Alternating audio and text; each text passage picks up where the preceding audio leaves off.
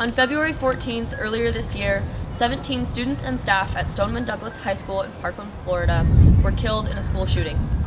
The shooter was 19-year-old Nicholas Cruz, who was previously expelled from Stoneman Douglas. Students made comments in interviews that earlier everyone said that he'd end up shooting a school. He used an AR-15 rifle, the gun that was used in most of the recent mass shootings. But we won't talk much about the sickening tactics this young man used to cause the most death that he could. We'll talk about the strength and activism the survivors of the Parkland shooting have shown. Tomorrow is the 1-month anniversary of the Parkland shooting. Students around the country have organized a walkout in remembrance of the 17 people that were killed in Florida, and in support of the student activists from Stoneman Douglas.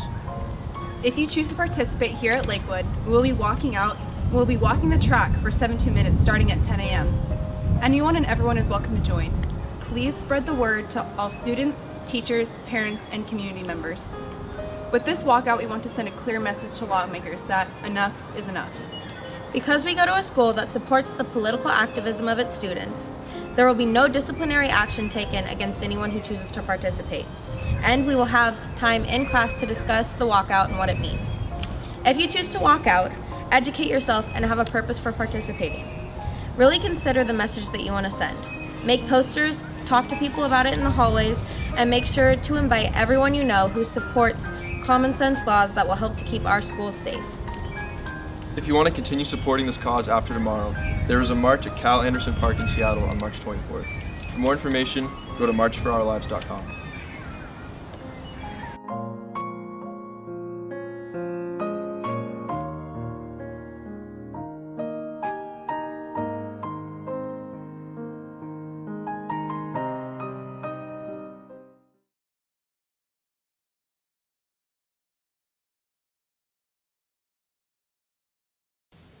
You ready?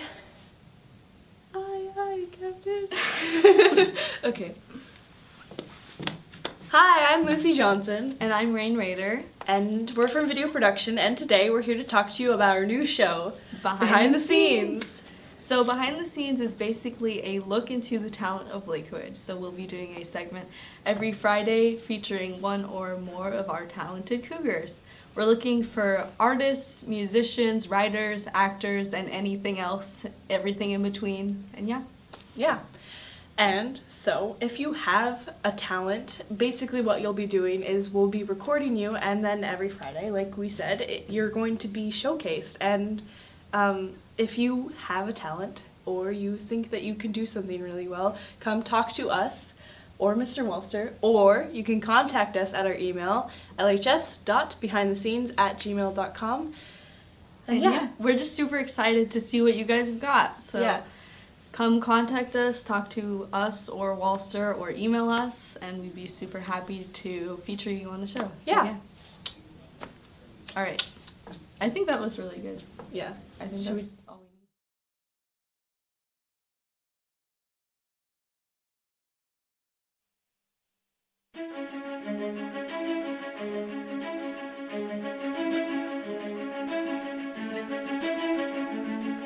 So I'm here with Mr. Simon Seth after school, and we have recently learned that he was quite an athlete back in the day when he was in high school.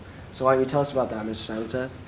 Well, it's been many, many years ago, but I attended Mount Vernon High School back in the day, and I participated in football, basketball, and baseball, and had the privilege to play a lot of varsity ball and make a few honors, so pretty proud of that.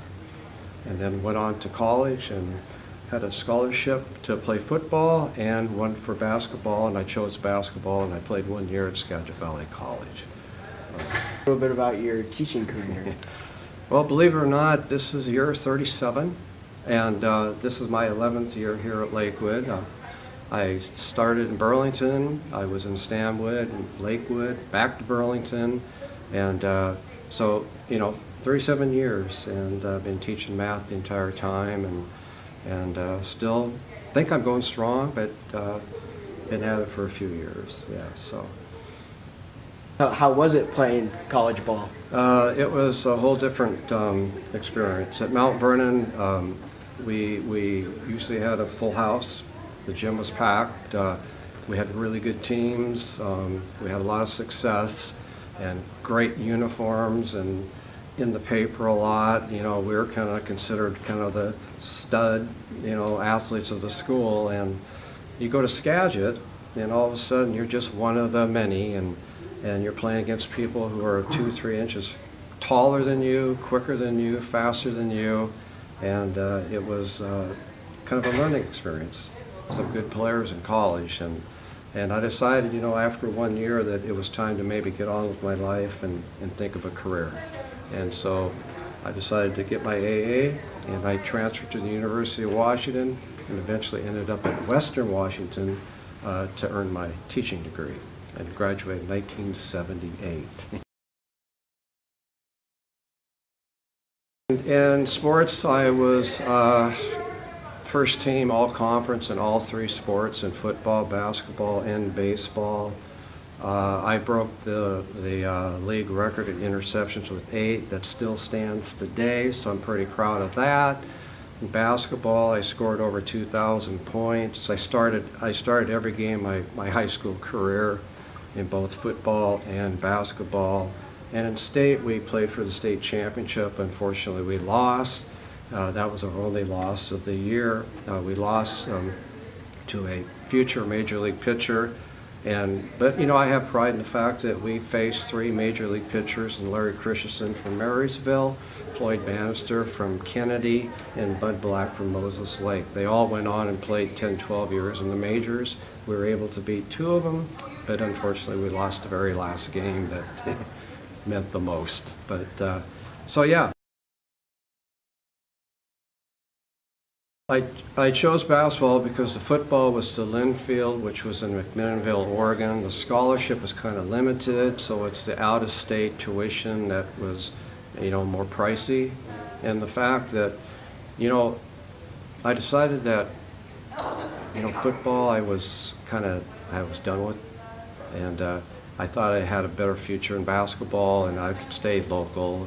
And I really wasn't quite sure what I wanted to do, and so I decided I would stay local, and I saved a lot of money because at the time it was $83 a quarter for tuition, and as compared to now, it's so unreal, so expensive that it saved me a lot of money.